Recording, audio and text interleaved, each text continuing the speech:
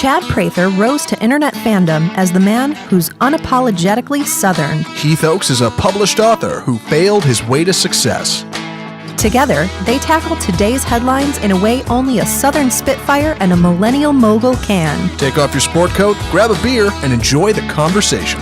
This is Second Shot with Chad Prather and Heath Oaks. What's up, everybody? Welcome to another episode of Second Shot. I'm sitting in the RNCN studios, high atop this tower. What are we on, the 5th floor? Yeah, way up there. Yeah, overlooking. It looks high though. It does. Well, it would probably hurt you if you fell from it. Oh, definitely. So anything over 10 feet to me becomes a tower. Sitting here with my buddy Heath Oaks and producer Zach and Kristen. What's going on, Heath? Well, just give everybody a heads up. What we do is Second Shot is we take headlines and things, and we try to take a second shot at them and twist and a turn and try to see what we can do to make anything apply to your business or personal life. But I'm excited about this headline here because this one kind of really got me extremely unhappy. Well, I'm excited about your unhappiness too. I was trying to figure out how I could. I had some really bad things I wanted to say, so I was trying to, I see which headline it is. See, a lot of times we don't discuss a lot of the headlines. Well, and this should hit you really hard, knowing that who your wife is, right? Yeah, exactly. Read this headline. Yes, hospital changes protocol after nurse arrested over patient's blood draw. You guys heard about this? It was like last week or so. Mm-hmm. So anybody who hasn't heard of this story, you're under a rock as well. But the cops brought in an unconscious man and wanted it to the hospital to draw the blood. And the nurse was like, well, she was making a call to the superiors because she was under the deal that you have to get a search warrant if somebody's unconscious and cannot give consent, right? Which she was correct. She's correct. In watching the video, it is terrifying because the cop literally lost everything he had and like aggressively grabbed the nurse, arrested her, handcuffs, dragging her out the front door. It was absolutely crazy. And the nurse was correct. Protocols needed a search warrant, and all those things. Blood is that man's property. Yes, and you so can't just take it. Can't just take it, and he was not a suspect. And your wife is a nurse. If that cop did that to your wife, well, he would lose his job first of all, and he would probably lose his ass because I would kick it. And I would wait till he lost his job. So whenever I beat the hell out of him, it wasn't assault of a cop. It was just a regular person with at that guy, point. You can tell, and look, I'm being judgmental here. I can't get inside anybody's head or heart, but you could just tell the guy had just had it. He was frustrated. He'd had enough. She wasn't doing it. She was on the phone. She was listening to her superiors, and she was going to do. And I asked my wife, I said, Jade, Jade's been a trauma nurse at Harris Hospital in Fort Worth for 14 years. She's finishing up school and getting her master's degree to be a nurse practitioner. I asked her, I said, what would you have done in that situation? She said, I would have done whatever the hospital's protocol told me. And I said, is that not universal? And she said, well, not necessarily. There could be different things. She said, but typically, yes, what that nurse did is actually, that's correct. I mean, you have all kind of things from not only legal violations with warrants, but you got HIPAA violations with privacy. There's just things you can't just go and start taking people's stuff. You can't just take a man's blood that's unconscious. No, you can't do that. No matter what he did or didn't or is alleged to do. Yeah, and he wasn't even, I don't think he was even a suspect in the deal. It doesn't matter. The cop lost his. And he's probably going to lose his job. He needs to lose his job. Should. If there's any justice, look, and let me just go on record as saying, and I've said it a million times, I'm one of the biggest supporters of police officers and law enforcement and first responders. The vast majority of police officers out there in the world today are good men and good women. I support them. I back them. But let me tell you, and this guy might be a wonderful cop. He might have a record of being a great cop. This is a mistake, but he blew your it. job, He blew it on this one. You can't. And blow sometimes people in authority, they do blow it. Yep. And you know what? The problem is when you blow it, I don't care how good you've been and how long your career and stuff is, when you blow it that one time, you've blown the whole thing. Something that big. It's like hanging over a cliff. It's not a small blow it. That's a massive blow.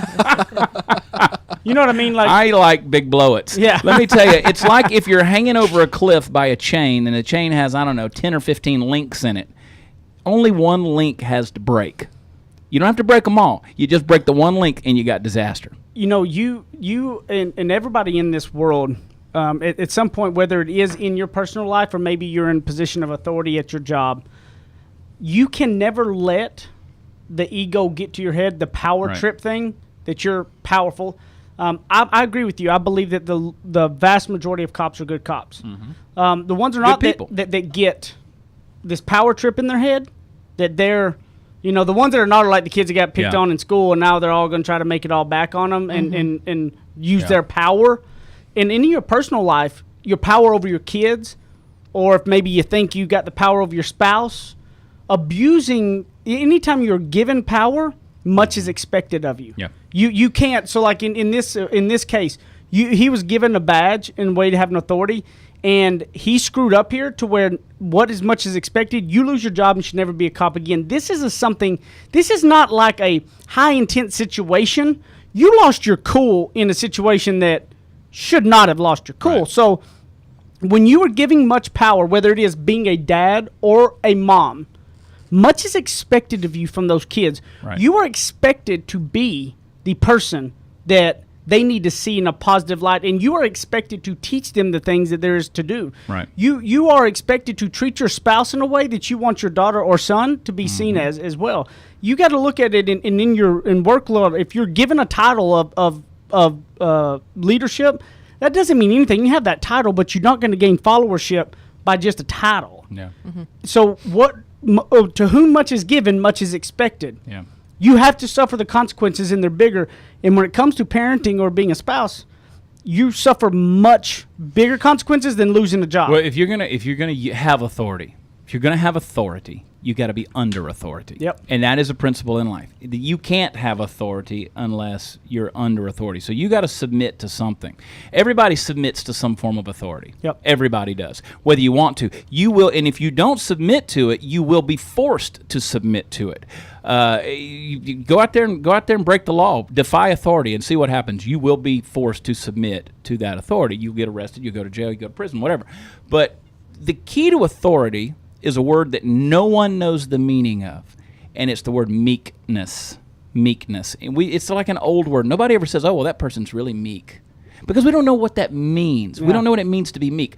People We're not think- all smart People, like you, Chad. I am. You know, ridiculous. It's ridiculous. That's why I'm educating you here Good. on Second I Shot. appreciate that. I appreciate that. So meekness, people misinterpret that to mean that it is weakness. Yeah, It's not at all. Meekness is quite simply power under control. Yep. So a horse that is bridled, a horse that you're riding, that horse that you're on the back of could kill you at any time. He could throw you off, stomp you. I mean, he could kill you. He's just got the power to, but because he's broken, he's under authority. His power is under control. He's meek. And people don't understand how much power there is in being meek. And when you understand the authority you're under, how to operate that way, you have more of it. This guy, he lost his mind. He lost control. His temper got the best of him. Look, I got a temper. Oh, yeah. You got a temper. I mean, we know how that Absolutely. goes. I mean, I've seen Zach lose control. You breaking have? breaking Computers went windows, throwing. ripping Why do you it- think Kristen hadn't been here very much lately? I've seen him ripping shirts, breaking windows, throwing lamps, and that was just at my house. But there's So- always that time, and that's why as a parent, you lose that temper and that control one time in front of your kids, and they see that and they don't forget it. Those are the things I know. you have to understand, that there are times like there is losing it and making mistakes, and then there is completely Yeah. something on this end of it that is absolutely Yep. all consequences that coming your way are deserved because you literally lost total control of yourself. Like, if you're about to lose your control, you have to remember as a parent or as a spouse, you're somebody that has power been given to, that much is expected. You can't lose it like this. This dude lost it. He lost it. As a leader, someone that oversees people, like in this situation, the cop wasn't immediately fired.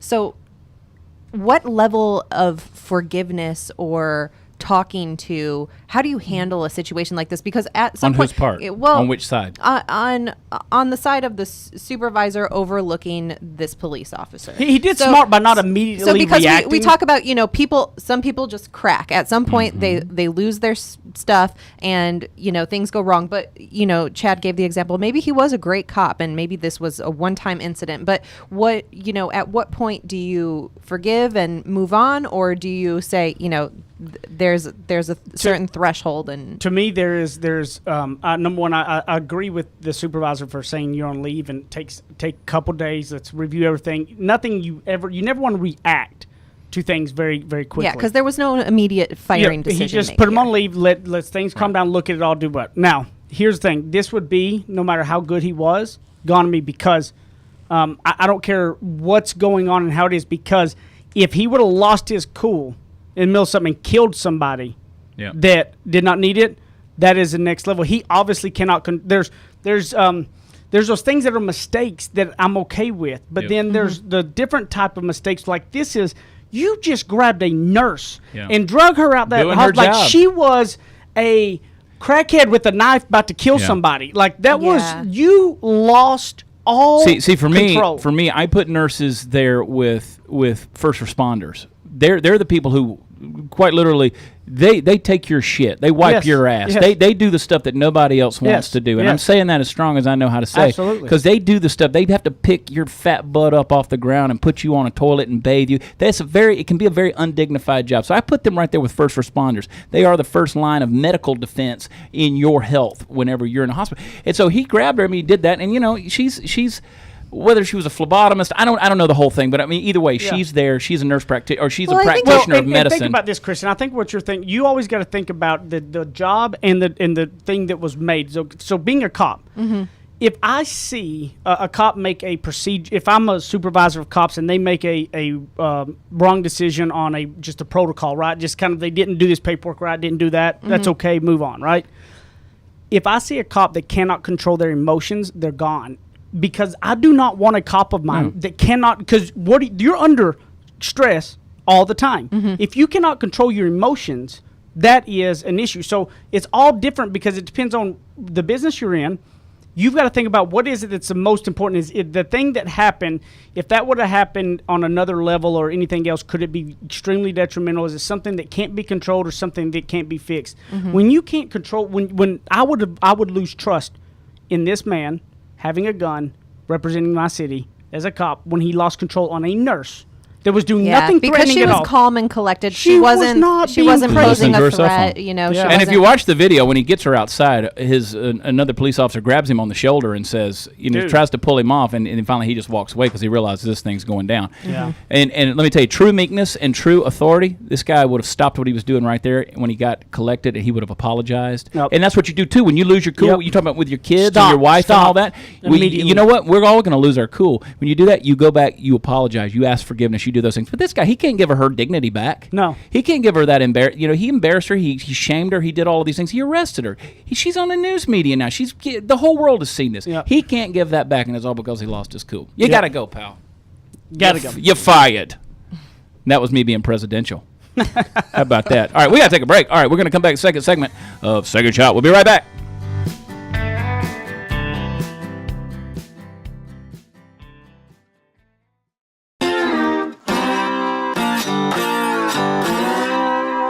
Ready, aim, fire. Second Shot is back for another round on the Real News Communications Network. Yeah, we're right back here on the second segment of Second Shot. Or maybe it's the Second Shot second segment. I don't know. It doesn't matter to me. You know what we're talking about.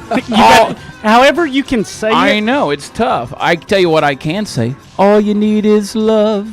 Love. All you need is love. I'm sorry, I won't do that to you anymore. That, man. Good job. I just won't do that to you anymore, folks. But you know what? In the world we're living in these days, it seems like what we need is more love. I don't know that people even know what love is anymore. We've misdefined it. We've characterized it as an emotion. I've always said that I believe love is the most overused word in the English language. Well, people talk about in any language because they never use it correctly. Well, people talk about falling in love. Well, if you can fall in love and that's an emotion, you can just as mysteriously fall out of love. So I think of love as a choice. It is. I make a decision to behave towards you lovingly and with love. And you know what? I know that emotions follow actions. And so if I act lovingly towards you, eventually... I don't think people know that, though. They don't know that. We're not talking about love because I love Chad Prather. He just loves me and won't stop hounding me all the time. That's not my hand, you feel. The reason we're talking about love is our next little headline. It's kind of a fun... Like I figured that all the stuff going on this this kind of grabbed me. I think it's a perfect time to kind of have this little headline. What is it, Zach? Yes, 12 powerful Mother Teresa quotes that will stay with you. And I got 12 quotes here, and we decided, we're not gonna vet these or anything. I'm just gonna throw them at you. We're gonna see what sticks. How you guys feel about that? See what sticks. Throw some love at me and see what sticks. Yes, indeedy. All right. So first one: do not think that love, in order to be genuine, has to be extraordinary. Extraordinary. Well, I think that is a good point in the sense that people are looking to get slapped in the face with love. They're wanting to be surprised by it. They want fireworks and to see stars and all of that stuff. But a lot of times love comes to you in a very, very simple way. And if you're not paying attention, you will miss it. And I'm not talking about romantic love. I'm just talking about love. I mean, ask Heath. Heath didn't know that he was going to feel this way 3 months ago, 4 months ago, whatever, before Brighton was born. I would have never been. We could have told you. I didn't know what that emotion was. We could have told you. The emotion did not exist before. But yeah, it wasn't there. And now it's a whole new deal. Yep. In one instant, all of that changed. Yep. And that didn't, it was different. Yep. I'd love to go back and put together a little set of clips of us talking about it on the show and trying to give advice to Heath before and after and just listen to the whole thing. That would be funny. Now Heath walks around with a baseball bat and a gun. Yep. It's a whole different thing. He'll drop a fool. All right, we ourselves feel that we are doing... okay, wait, I blew this. We ourselves feel that what we are doing is just a drop in the ocean. But if that drop were not there, I think the ocean would be less by that missing drop. Huh. Isn't that good? We ourselves feel that what we are doing is just a drop in the ocean. Interesting. Yeah. And keep going with them because we can't really go into all of them. I mean, yeah. Do you feel like a drop in the ocean, Heath? No. Neither do I. No, but even if, I mean, in a way, but even if we are, but we don't feel that way. We are, but I strive to try and do more. But if you're somebody who feels like you're a drop in the ocean, that one less drop would make a big impact. What she's saying, it would exactly, and it would because you're a big drop. There are people in your life that without you there, it would make a massive impact, life altering, changing. You're impacts. a big drop. Make sure you drip because people are waiting on you. I don't know if you guys ever read that book, Cloud Atlas. I forget who it's by. Oh yeah, Ayn Rand. Yeah, they had that great drop in it about you're just a drop in the ocean. Then somebody said, well, the ocean is just a whole lot of drops. So what are you going to do? Drops. Yeah, that's how that got started. This one's interesting. Stay where you are. Find your own Calcutta. Find the sick, the suffering, and the lonely right where you are. Yeah, if you know anything about Mother Teresa, obviously she gave her life to the poor and she gave her life to children. And you find people out there who go out there and they want to do charity work or they want to do, humanitarian stuff, and they look for ways that unfortunately gives them a lot of attention. I don't necessarily know that they are intending it that way, but it's a whole lot easier to go out there and, we've had that here with Hurricane Harvey. We've worked real hard to help folks down there. We're not doing it for attention. We're not doing it but suffering is. I want to do it for attention. That how much the need is to try to get more people to give to them. I had somebody. You know what I mean? That's what I want to do. I want to drive the attention to get more to get to them. And I want to read my two favorite ones of it because we would take forever trying to read all of them and comment. But these two hit me really kind of like with her, which was bring love into your home. For this is where our love for each other must start. That is so powerful to me because I think that we sit there and the only way for the world to change is for every parent inside their own home to show a love like an agape love, as the Bible talks about, which is, one of the most powerful loves there is. An agape love is, and my dad he's preached for years on agape love and things of that nature, and that if we show that type of agape love in our homes and our children see that, that's how this world changes. Right. This world doesn't change by you going out telling people they need to love everybody else when you're going home and being disrespectful and not showing the love, that agape type love in your home. It starts with everybody showing more love themselves on their daily walk. Yeah.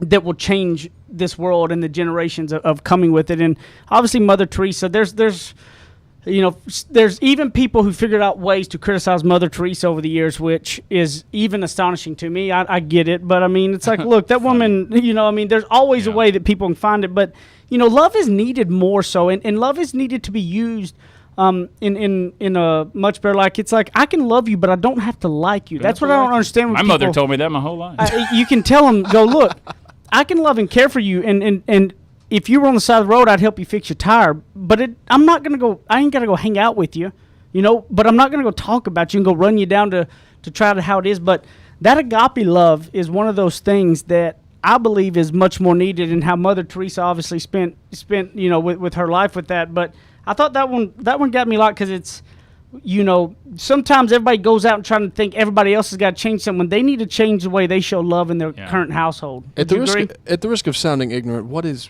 agape love? I'm sorry. So basically, the Greek language they have 4, but there's 3 basic words for love. You have eros love, which is a sexual type of love. It is a physical touch love. You have phileo, which is a brother type of love. It is, I feel admiration for you, I love you. So like Philadelphia. Okay. Phileo, the city of brotherly love. So, and then of course you have agape, which is a choice. It is making. That's what I was talking about earlier. It is making a choice to act lovingly towards someone. So in the Bible, it says it's the most powerful love. It's Jesus. It's the way Jesus loves you. And when you're looking at 1 Corinthians 13, when it says, the 3 things remain: faith, hope, and love, but the greatest of these is love. In the Greek language, that word is agape. So it is that ability to choose lovingly, because again, Jesus probably didn't. He might not have felt real lovingly when he was on the cross, but he still chose to sacrifice himself. In the Bible narrative of the crucifixion. So when Peter denied Jesus, and when he came back, he was all full of guilt after the resurrection, and Jesus was walking with Peter on the beach, and he says, "Peter, do you phileo me?" And he says, I phileo you. I brotherly love you. He says, "Peter, I'm going to ask you again, do you phileo me?" And he says, "Lord, I phileo you. I love you like a brother." And he says, "Okay, Peter, do you agape me?" And he says, in other words, are you willing to give your life for me? And Peter says, "I am." And so he said, "All right, go feed my sheep." In other words, go be my voice in the world. So that's the thing, that's what a marriage love is. Yeah, and don't you think that's misunderstood, how people think that they've got to have this feeling, but love is a choice. Right. It is a choice. You will, if you're married long enough. Put that cart before the horse. Put the cart before the horse. If you're married long enough, you will wake up some days, you'll roll over and you will look at the person you're married to and you'll go, "Oh, no, sure, I like this person today." Yeah. And I'm sure my wife looks at me all the time. I guarantee you, Jake looks at you all the time and says, "I do not like this person." Sometimes she even tells me. If I was her, I cannot blame her. She even tells me she doesn't like me so much. But you know what? Every day you make that choice. I'm going to act lovingly towards you, because emotions follow feelings. You act your way into feeling. Most people, that's a huge thing people screw up on. You try to feel your way into acting. That's the worst thing to do. I don't feel like going to work today. Well, go to work. Well, you ain't gonna feel like getting a paycheck. You ain't gonna feel like, you ain't gonna feel like getting, exactly. You have to choose to love everybody around you. You have to choose to love the people that have different opinions than you. That's one of the biggest things I think, that when I look back at the 19-year-old Heath Oaks and the 30-year-old Heath Oaks now is that I have chose to be open-minded, to respect other people's opinions, and listen and love them based on their opinions either way it goes. Like no matter what their opinions are and they differ mine, I have to make a choice to still love them. Like we need to spread that. And let me tell you this. Let somebody attack you with a sword. Let somebody attack you with evil, and you respond in love, and it will be mind-blowing, game-changing, because people don't respond with love. People are responding with swords these days more than ever. If you become the minority and you respond with love instead of it, I look back at Dr. Martin Luther King, and one of the biggest things that obviously he talked about in the whole movement that made the biggest change in civil rights was Dr. Martin Luther King. We agree. I mean, it without a doubt made the biggest deal. And his whole message was responding with love, right? Not responding with violence, not responding with the sword. But the sword comes to you and you respond with love, and it makes such a big change that obviously a lot of things happen. I think in today's world, if you respond with the love, you're going to really throw people off because people aren't doing it. A soft answer turns away wrath. All day. That's what Jesus said, and it's why. And I've always learned that it's hard. You go online, you just want people to attack you. You want to attack back. Well, and you get it all the time. And what are you going to do? You're going to win that? Are you really going to win that? You're not going to. You're not going to win that. I actually have been. The only way to win it is responding the way they don't expect you to, which is exactly right. With love, kindness, and all of those things that they want. They want to be stoked. Yep. They are begging you to stoke their fire, and they will respond with an extreme amount of more ignorance that will do nothing but piss you off more. Ignorance. Or you just respond with love and kindness, and they shut down. They're going to have nothing to respond to there. Give it to me one more time. I thought you were singing Backstreet Boys or something. Then. I want it that way. I gotta get some music drops in here that- for this. A little something I can play under him. Yeah, that was incredibly too much. We need to move on to the third segment. It's a good one. If I hear Chad Prather sing any other boy band again, then my head may. My fire. See, I gotta make it. Let's go, Zach. Wrap it up. Wrap it up. Start the music. Hey, we're going to the third segment. Start it. Bye.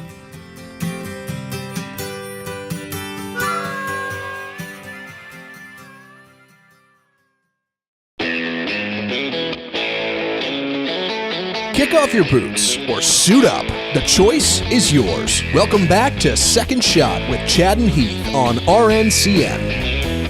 Alrighty. I'll tell you a funny story about a boy band. Or a boy band member. So If you start a boy band, I am defriending you. Don't you worry about that. I'm gonna show you with love I think I will defriend you. I'm just going to start saying everything with boy band moves, you know?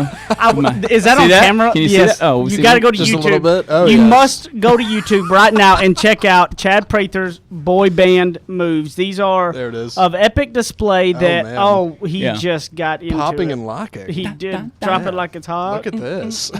So anyway, Brian Luttrell, who was with the Backstreet Boys. So a lot of those boys, they live in the Atlanta area. Brian Luttrell, lives in Atlanta, and he played on my softball team back in, 2009. He was getting ready for the MTV Celebrity Softball thing, so he got on our team, and he's playing third base for us, and pretty good little ball player. But he hit a ball in the outfield, and he was running around to second base, and he came sliding into second base.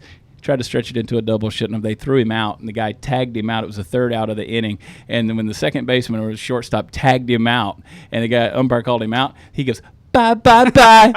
Of course. And then he looks at him, and he goes, I know that's the wrong band, but that's just funny. I don't even know who the right band is on that. That's NSYNC. Okay. That's NSYNC. That's the Timberlake. Yes. Yeah. Now, third segment here, we usually take listener emails again, but we're not getting quite as many as we'd expected. Secondshotcast@gmail.com. Questions, comments, concerns, headlines you see that you had to take on. You want to send it to us and see if maybe we use your headline or just a question or comment or anything in that nature. Secondshotcast@gmail.com. We'd appreciate it. Instructional videos for dancing for Chad Prather. Yeah, He needs it. Chad will have his instructional. I need it. His instructional videos in a massive way. I need you it. know. We need like craft services in here. We need like a whole buffet laid out. I know. We got a candy jar, but it's not enough. Yeah. Have y'all been to I Heart Kolache yet? Actually, Get behind me, Kristen went Satan. not that long ago. Was picked up she as stuff for the impressed with office. it as? She was impressed. Okay. Yeah, and she brought stuff back, and we all Did had you a try great it? time. Zach, how did you not try Look, it? I've been trying to eat a little better, all right, and there's some carbohydrates in there. I know. I got to figure something out. You know what surprised me yesterday? We stopped at Buc-ee's on the way Yep, we did. down to South course Texas you working did. with the Why wouldn't hurricane you? folks. And let me tell you, I bought, and I'm always, gas station food. It's so tempting when you see it. It's like bacon, egg, and cheese croissant. And you're like, I'm like, that's going to taste so disgusting. And I bought it. It's one of the best things I've put in my mouth in a. Chad and I found out something yesterday about each other that we both had a little. That I thought it was kind of a little weird deal that always got me, and then realized Chad was too. We have that weird deal of if you ever gone to a gas station and if you're just need to go to the bathroom, like have the need to buy something. You're just going in to Yeah, pee. okay. And I you're have to like, buy sure, something. I got to buy something. Yeah, I have to. I don't know if I've ever run into that. Every Because now we and just then. got done eating and stuff like that, and we pull in there because, of course, I have a bladder the size of a peanut, and we go in the bathroom, and he comes out and gives me a bag of pretzels, and I go up there and I grab like beef jerky, and I go put Gummy it up there. bears, because we Probably. both have a I weakness love for some gummy gummies. bears. I'm telling you something. You give me Lifesaver gummies, We love gummy gummy gummy bears. worms. Oh, they're so good. I cannot eat enough. And My when I go up there wife- and I try to pay for the pretzels again, luckily the guy told me not to. And when he walks out, Because he's like, I'd already paid for them. Oh, yeah, and nice. he's like, I just always feel like I gotta feel like I gotta buy something too. Like I don't feel like I thought I was the weird one that every time I go to the gas station, if I've just got to go because I need to go to the restroom, I have Yeah. to buy something. I cannot. I just wanted do you it. to hold my pretzel while I went in the bathroom and held my pretzel. Wait. Go ahead. Small, twisted, my wife last night, salty. she always hears about how Heath and I do all these things the same way. Yeah. Yeah. And we have the same, we have to pee at the same time. It's like we're in sync. Yeah. Right back to the boy band. It's so my wife, she's always like, so when's the wedding? And I'm like, shut up, woman. Those cost way too much Shut up. money. I'm not doing another one. What do you do? I heard it's legal now. You guys, do you buy Do you stuff? have that issue? You know, has that ever been a conscious I'll tell you what What, it is. man love? My parents and I, they have a house in Michigan, and so every year when I was a kid growing up, twice a year, we'd hop in the car and we'd drive the 22-hour drive to Michigan, and we stopped at a lot of gas stations. My parents, being the frugal school teachers that they are, were always like, absolutely not. You're not getting anything at the gas station. Like, we have food So they in the would car, just you'll use be the gas fine. station for the restroom. Right. And that's what I was going to ask. Do you guys feel that way because it's some kind of like inhibition in yourselves that you're like, well, I want to pick up a treat for myself, or is it because you feel like Oh, no, I feel it's like a I need paying to- customer? I'm a like, paying customer. I feel like I agree. I feel yes. like to have used their plumbing, I Right. need to pay. Yeah. As I get older, the more I And feel it's that not that I way. would judge. Here's the funny thing about this is I don't judge people that are like what your parents, are talking about as well. Yeah. I kind of am. It's always been a conscious thing for me. me too. That I Yeah. feel like I need to Me spend too. money to use their facility. So like we were in France recently, and they had this lady sitting outside the public restrooms, and it was like if you were getting on the train. She had a little window with a little change thing. You had to pay her in order just to go in the bathroom and use it. Somebody's got to man it and clean it and do So, all that, right? Yeah, so I mean, once upon a time, I can remember when I was a kid having the pay stalls. You had to put a dime or a quarter in God, there. you're old. I am old, dude. I don't. I remember I when did the not know that. Woolworths had a restaurant like a diner counter in the back of the. Wow. I mean, imagine going into Walmart right now and there being a diner in the back, just across the back wall. Yeah, that's Not hilarious. like a separate room, just right across the back Yeah. wall. There was just a diner with a greasy spoon grill and all that. That's what I grew up with. Well, Wow. there's this guy I know that he's like one of those that believes he'll never pay for ice because it should be free. And I go, okay, who's actually going to? So who do you expect to pay for it to become ice and put it in a bag and transport it and get it here? Like if you're out and you need who do you? If ice is supposed to be free, who do you expect to be taking the hit? Somebody. Yeah. Is paying for it. Whether we go, okay, the government should, which means my taxes go up, so we're all paying for it, or you can just choose to buy it or not. You know what I mean? Like there's, Let me make another argument, I then. thought I was the only weird one. That ice you're buying, that water you're drinking, the water in the toilet that I paid a nickel to use. Did you know, and they proved this back in the late 90s, Yeah. that there is not a drop of water on the planet that has not already been filtered through a human being's kidneys? I believe it. Huh? There's Why not not? a drop of water. Because it goes back up. Everything's evaporation. Yeah. So, and it comes back down. There's not a drop of water on the planet that has not already been filtered through a human being's kidneys at some Really? point in time in history. It's all been believe it. filtered through a human. That so is an technically, interesting tip. technically, that's my water. That is It's been in my Prather's body. water. It's my water. So if you're going to get ice, you pay me. Yeah. Do you have any weird things like that? No, but I'll get on Don't board say with no. the. You I'll got get weird I'm things. sure I do. I'll get on board with the ice thing. Here's my thing regarding things. Do I you feel like put should your be shopping free. cart up? Absolutely. That's And I'll tell all. you why. I'll tell you why I do that, because I had to push carts for one summer in July Gotcha. in Houston. Yeah, and I learned a lesson then. It's like I'm always putting it back up. I'll even go out of my way to grab somebody else's because I feel bad that's for a the P, guy. That's Heath. That's a big P for Heath, but Yeah. I'm with him on that. I want it put up. Definitely. No, regarding the guy with the ice, here's what it is. If somehow, let's say, society came to an end and I'm out in the forest trying to build a tent out of leaves and palm trees and God knows what else, or I'm trapped on an island, could I make ice? No. No. I don't know how to make ice. I mean, I know it snows sometimes, in the winter, but that's about it for me. So when it comes to paying for ice, I'm like, well, I couldn't do that. I should probably just pay for it. That makes Yeah. sense. That's how Somebody's it got works. to pay for the electricity. Somebody Exactly. has to pay for the electricity. Yeah. Now, do you have anything else that's kind of weird like that you Well, not in regards. that you thought was odd or weird? I'm weird. I mean, I'm Well, for real sure. weird. Without if- a doubt. Like one of my biggest pet peeves on the planet is if somebody takes food that they're eating and they stick it in my face and say, "Here, try this." Yeah, you told me that. Don't you dare do that to me. can't. I'm I will so gonna slap do it that. across the room. I will slap it across the room because I grew up with a mother going, "Here, try this. You'll love it. You'll love. Come on, for me, do it." Woman, I will one day pick out the home you will be living in, and I promise you, it will not be the good one. Gonna be It shoving will that not in. be the one that has Febreze in it. It will smell like straight up urine that has been filtered through somebody's kidneys. You'll open the door and say, "Here, try this." And we'll just say, you know what? It's really the ocean, Mom. Hey, what would you say the biggest thing you do to, like, if you're stressed or you get stressed out, or just when you start getting anxiety or stress and or you feel like there's a lot of things to make decisions on, what is your, like, do you have something that's kind of that thing that you do that kind of helps you release? Like, what is it? Just being by yourself, or is it being around a lot of people, or anything? That's Beavis. What is it? Beavis and Butthead. Yeah, I haven't thought about Beavis. Beavis and Butthead in forever.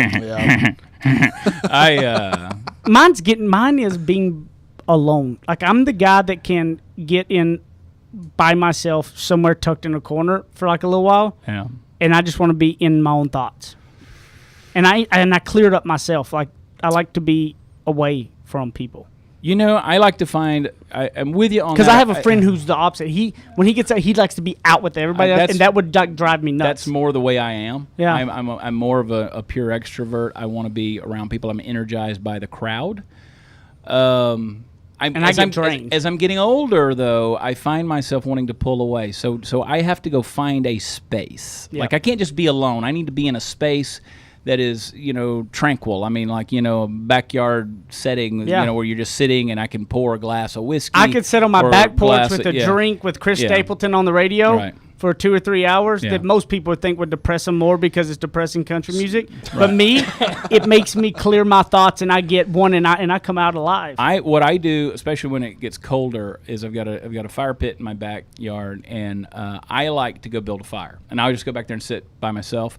I don't know, pyromaniac or whatever. And I wish I could do that year round. And as soon as the temperature drops a little bit, I'll start building fires. That's kind of my thing. Am I invited? Absolutely. We're going to smoke some brisket, some ribs. We'll do that. Watch some football. Of course. Let's do it. In fact, we were talking about things we do. I'm installing a TV outside on the patio. Just for when am I coming over to watch football? Come on, baby. Bring the big green egg. Let's go. I got it. Oh, you got one? Let's do it. I got the large egg. We're ready to go, baby. Hey, look, you can find me at Heath Oaks or at Ignorance on Fire. Secondshotcast@gmail.com. Send us something. Leave us a review. Share this with your friends. You can find me in my backyard with a glass of whiskey, or you can go to watchchad.com or politicalcowboy.com and just have a good time with it. Find me on Facebook and get on Twitter and find me at WatchChad. And like Heath says, bye. Join us again next week for another episode of Life-Changing Second Shots.